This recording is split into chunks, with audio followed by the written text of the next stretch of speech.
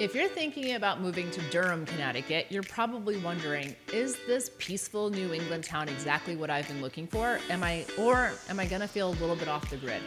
Because Durham is not like most towns in Connecticut, and depending on what you're looking for, that can either be the best decision you've ever made or the fastest way to realize it's not your thing. So, let's break it down. Here's the thing about Durham. It doesn't try to sell you on anything. There's no big downtown, no flashy shopping centers, no look at me energy. And because of that, a lot of people kind of scroll right past it. But the people who choose Durham, they're choosing it intentionally. So the real question is, what are they seeing that others aren't? Let's start with location. Because Durham feels kind of tucked away, but it's actually incredibly well positioned. You're about 10 to 15 minutes to Middletown, 20 minutes to New Haven, easy access to Route 9. So you get that quiet, rural feel without being completely disconnected. You have space, privacy, and land, and still be close enough to restaurants, shopping, and commuting routes. The balance? Well, that's what people fall in love with here. Now let's talk about schools. With a population of just over 7,000 residents, Durham is part of a regional school district number 13, which it shares with Middlefield, Connecticut.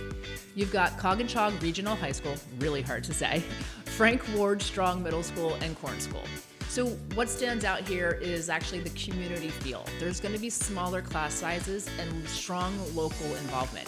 It's a more personal environment. It's not like a massive district, and for a lot of families, that's exactly the appeal. Now, if you love the outdoors, Durham is going to feel like home almost instantly. You've got incredible spots like Wadsworth Falls State Park, Tri-Mountain State Park, Mount Higbee. So we're talking hiking trails, waterfalls, ridge-line views, wide open space. This isn't manicured suburbia. This is real, natural Connecticut. And if your ideal weekend involves being outside instead of in a crowd, this is where Durham can really win. So what is Durham actually known for? Community and ice cream. And it's not just in a general sense. This is a very real, very active way. The biggest event, the Durham Fair. This is one of the largest agricultural fairs in New England, and when it happens, the entire town and county come alive.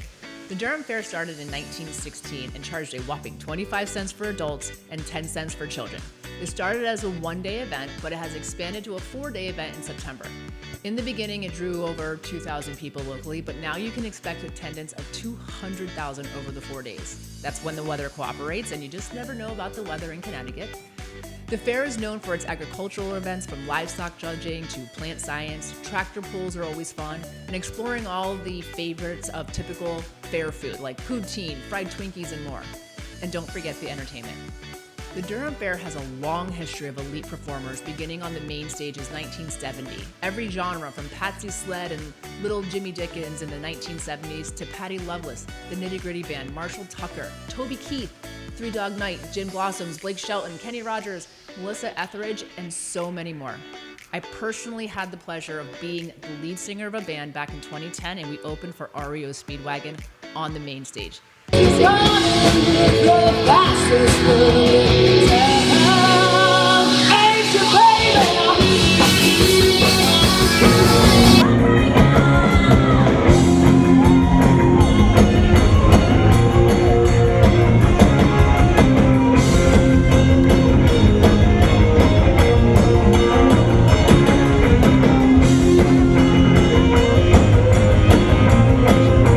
The highlight of my band career and honor is a complete understatement. But beyond the fair, Durham also has local farm stands, seasonal markets, and community events throughout the year. It's the kind of place where people know each other. The neighbors are talking, and there's a real sense of belonging. You can walk on the green, enjoy the craft fairs, and all of the festivals. Now for food, because this is a quieter town, it does still matter about the local staples. So you have Lyman Orchards Apple Barrel Market. It's actually more than a market, it's a go-to spot for breakfast, lunch, baked goods, local produce. And then you've got places like a newer restaurant in town, which is a favorite of mine, Hard Hat. You get great wings, cold beer, sandwiches, and an outdoor patio. And then for dessert, you must check out Durham's Dari Serv.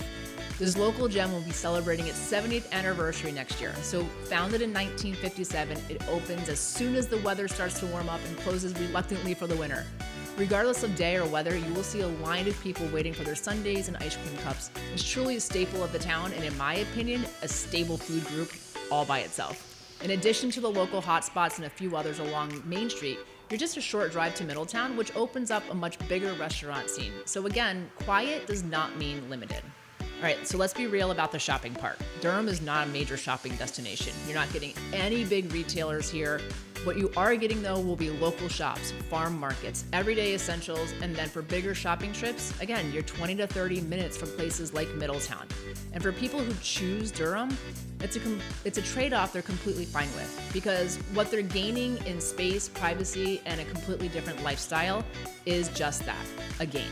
So what does it actually feel like to live here? The best way I can describe it is peaceful. You hear birds instead of traffic, you see trees instead of buildings, you have space. The current minimum lot size for new build is 2 acres. And in a world that feels busy all of the time, that is something that a lot of people are actively looking for right now. So I had buyers who came into this process saying, I don't want to be too far out, and Durham wasn't even really on their radar. But once they saw it, they saw the town and the space and the setting and the lifestyle, everything in their mind shifted. And what I hear over and over again after they moved in was, I didn't realize how much I needed this. And what they're referring to is the slower pace, the quieter environment. And that is a huge difference for a lot of people. So if you're thinking about moving to Durham, or even if you're just exploring quieter towns in Middlesex County, reach out. I'll help you figure out, is this quieter lifestyle actually what fits you, and what to expect, and how to make a smart move in this market. And if you want more videos like this, breaking down the different towns, the neighborhoods, and what's it like to really live there, make sure you subscribe, because I've got a lot more coming all over Middlesex County. I'm Devin from Dave Jones Realty, where we do everything but the packing.